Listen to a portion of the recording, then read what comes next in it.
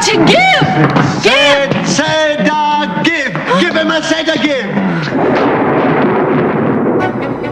On February 19th, 1974, cameras rolled on the filming of Young Frankenstein. Most of the shoot would take place inside the eerily cavernous Frankenstein castle, created at 20th Century Fox by designer Dale Hennessy.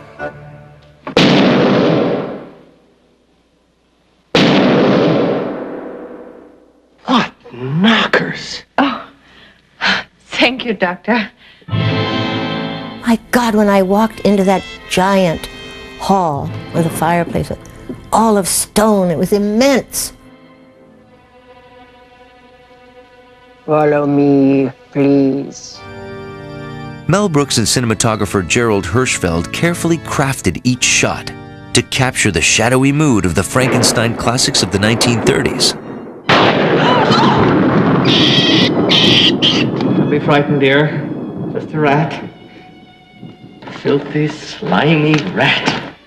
I said to him, Jerry, get rid of the tracks. And no zoom lens. He said, are you crazy? We'll be shooting forever. He said, besides, when we track, it's going to be bumpy. I said, yeah, I want it. I want it bumpy because that's the way it was in the original James Whale movies. I ain't got no body, and nobody cares for me.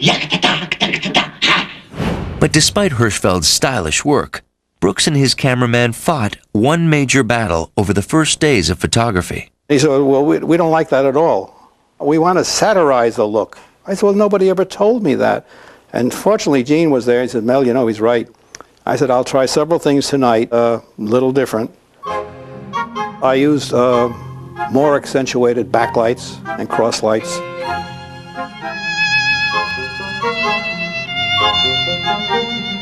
The next day at the dailies, they said, oh, that's more like it. 3 weeks later, Mel puts his arm around my shoulder as we're walking. He says, you know, I'm glad I didn't fire you back 3 weeks ago. And I felt like telling him, you're lucky I didn't quit 3 weeks ago. Throw the third switch! Not the third switch! Throw it again!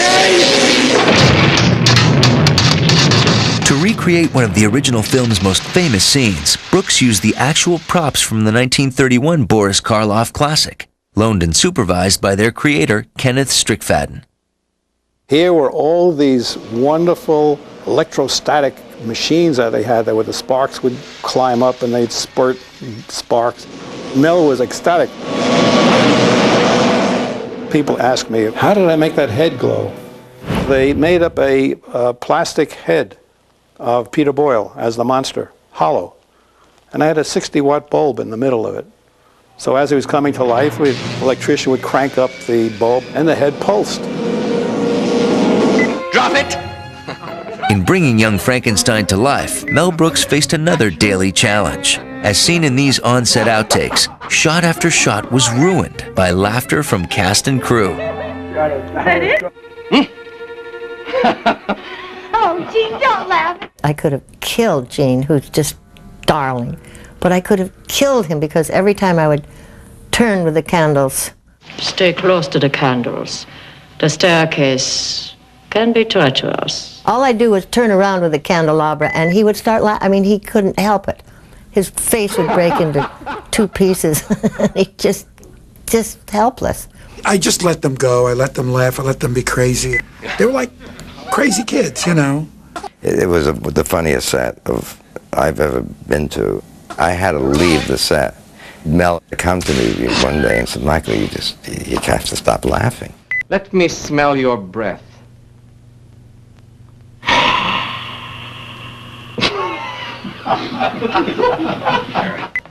Hand me that candle, will you?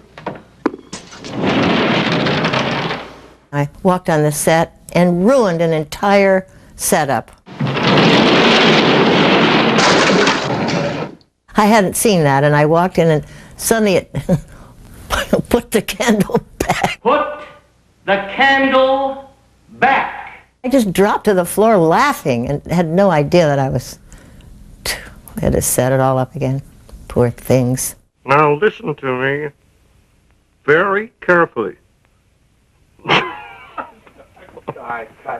When Madeline Kahn first comes to the castle, and Igor opens the door, and Gene broke up. Igor, would you help me with these bags? Certainly. You take the blonde one, and I'll take the one with the turban. Oh. I didn't know he was going to say turban, so I went. I killed that take.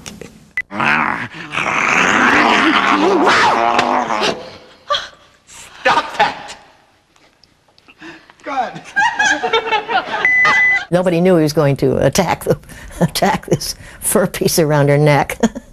It took, I would say, conservatively, 8 or 9 takes, because every time he bit the fur, there was always fur left in his mouth.